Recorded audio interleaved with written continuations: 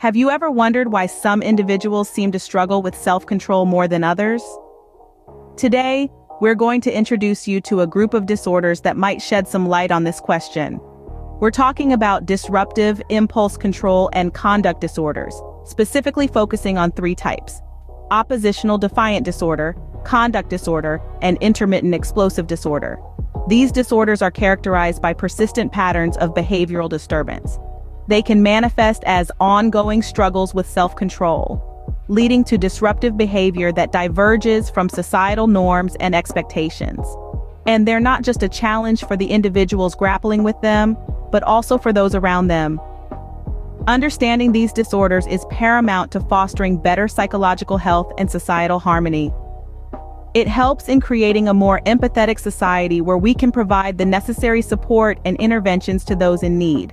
So let's dive deeper into each of these disorders, starting with oppositional defiant disorder. What do you know about oppositional defiant disorder? Often abbreviated as ODD, this condition is characterized by a pattern of angry or irritable mood, argumentative or defiant behavior, and vindictiveness. It's more than just a case of a child being difficult or going through a rebellious phase. ODD is a complex disorder that can significantly disrupt daily life.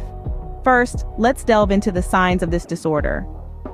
One of the most common symptoms is frequent temper tantrums. These outbursts tend to be more intense and last longer than typical childhood tantrums. They can occur with little provocation and often seem out of proportion to the situation. Next, there's excessive arguing with adults. This isn't just a matter of a child questioning authority or seeking independence. It's a persistent, often daily pattern where the child repeatedly challenges or refuses to comply with adults' requests or rules. This leads to another major sign: active defiance. Children with OD often deliberately do things to annoy others. They may blame others for their own mistakes or misbehavior, and they have difficulty accepting responsibility for their actions. These signs often result in significant problems at home, school, or with peers. For instance, the child might struggle academically due to frequent conflicts with teachers. They may have trouble making or keeping friends because of their aggressive or annoying behavior. At home, they may create a tense, chaotic environment with their constant arguing and defiance. It's also important to note that ODD is more common in boys than in girls. Additionally, it often coexists with other mental health disorders. For example, many children with ODD also have ADHD, anxiety disorders, or mood disorders. This makes it crucial for mental health professionals to consider ODD when evaluating a child with these other conditions. In conclusion, oppositional defiant disorder is a serious condition that can significantly impact a child's life and the lives of those around them. But with proper diagnosis and treatment, children with ODD can learn to manage their symptoms and lead more harmonious lives. Now that we understand ODD, let's move on to conduct disorder. Does conduct disorder ring a bell? It's a term that's often thrown around in psychology circles, but let's delve into what it truly entails. Conduct disorder, or CD, is a serious behavioral and emotional disorder that can occur in children and teens. A child with this disorder may display a pattern of disruptive and violent behavior and have difficulty following rules. There are key signs to watch out for, which can be categorized into four main groups. Firstly, there's aggression towards people and animals.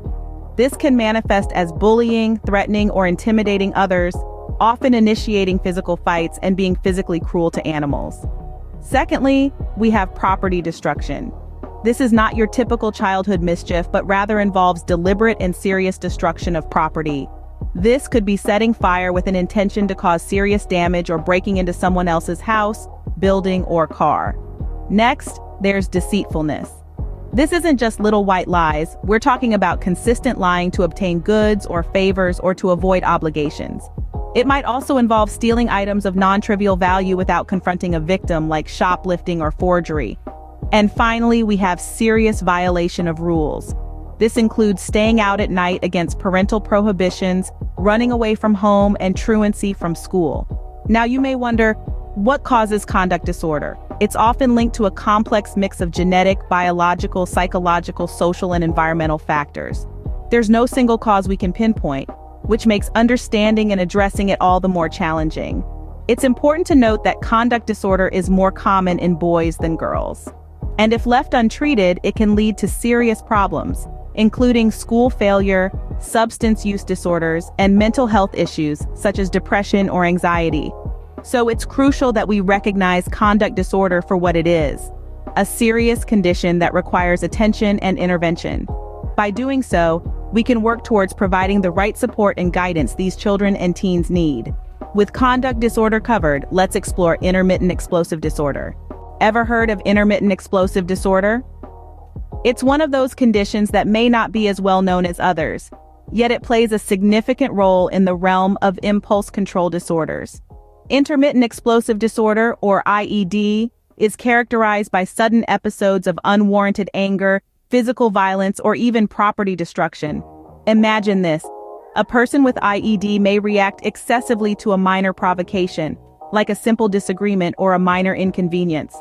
The reaction is often disproportionate to the situation, making it challenging for both the person and those around them. Now, this isn't just a bad temper or a momentary loss of control.